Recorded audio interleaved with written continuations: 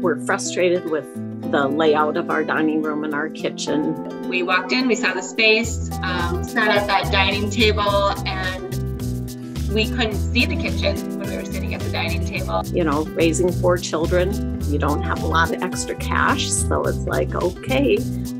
It wasn't a space that you could have more than one person in without bumping into somebody else. Once the kids were out and everything, we finally decided we were going to bite the bullet and find someone.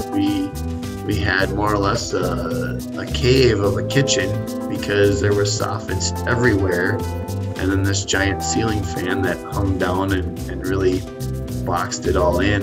You know, I spend tons of time in my kitchen. I love to cook. I love to entertain.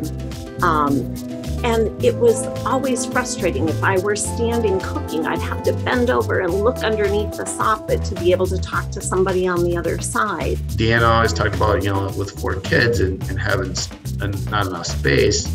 It's because she was clogged in there and literally in a box and not able to get out and see who's coming through the door or which way do you even go into the house to get to the kitchen. I think our first challenge was the dividing wall between the kitchen and the dining room and how the ceiling line came down to that. So that was where our conversation, Jonah and I and our project manager started the conversation with how do we get that wall to open up and how are we going to change the ceiling? How do we keep the vault in the kitchen? I think was another factor. And then they had 2 really big, like 4x4 skylights that were beaming into the kitchen that became a little bit of a challenge in that we wanted to keep the natural light and yet close it up. Yeah, I mean, we had to patch these giant 4-foot by 4-foot old skylight holes that were leaking and everything. But end of the day, we've got a much better insulated roof, and we don't have these big, probably 3.5, 4-foot deep by 4x4 whole boxes that are going right up to the roof to cause condensation and heat loss.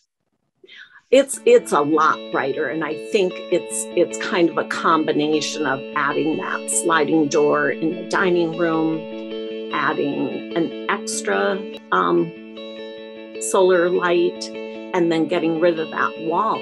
So you've just got everything's opened up to the light much better. You know, I do not, unless it becomes dark or if I'm doing something intricate, we don't use the lights a lot in the daytime. It's wonderful. That's awesome. And another really cool feature of those lights is at dusk, they turn this beautiful bluish color. And it is just so neat looking. Since the home is a tri-level, and I think probably the initial design was to allow flow from the dining room to the lower level to the upper level. But it was just overbearing with the number of banisters and noise flowing through.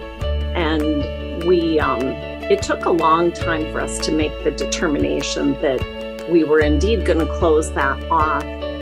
So when you used to come in right to the left, we had a closet that my biggest pet peeve of that closet, it was about 3 inches too short. So you'd have to push the coats in before you could close the doors. And we had a bench on a weird angled wall.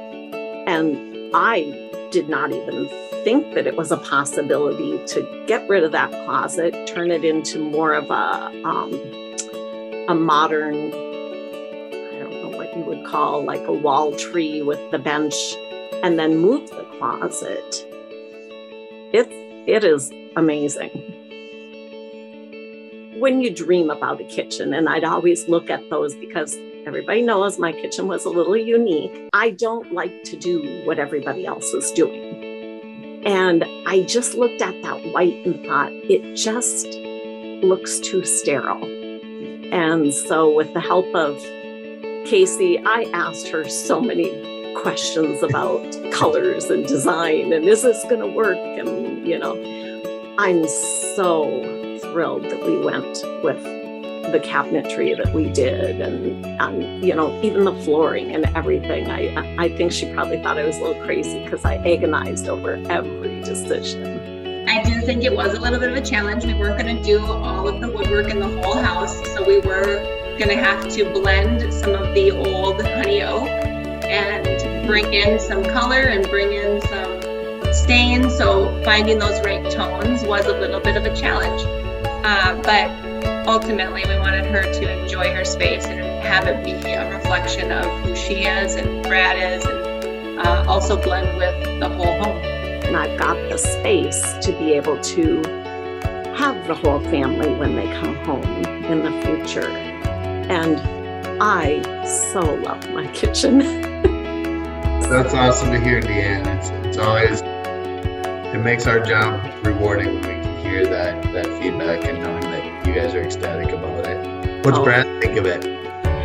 He loves it too. He just, you know, it was so funny because when we started initially talking about doing this, he was like, you know, and he didn't want to spend the money and, you know, all that. And now he is as much in awe over it as I am. Awesome. You guys were a delight to work with. Thanks for trusting us with your kitchen. Oh, you guys were incredible to work with. I still find myself coming from upstairs, walking to where I can see down at everything.